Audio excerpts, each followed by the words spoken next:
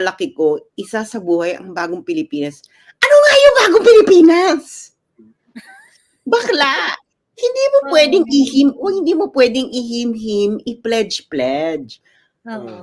Para makita ng mga tao na may bagong Pilipinas, adik ka, ginamit mo sana yung mandate mo para wasakin ang mga istruktura sa lipunan na nagpapahirap sa mga Pilipino.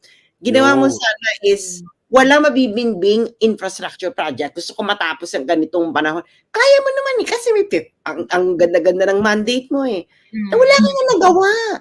Becky ka, ang nagawa mo, parang ito na ata magiging achievement mo, yung sapilitan mong pakakantay ng mga tao na Panatang Makabayan.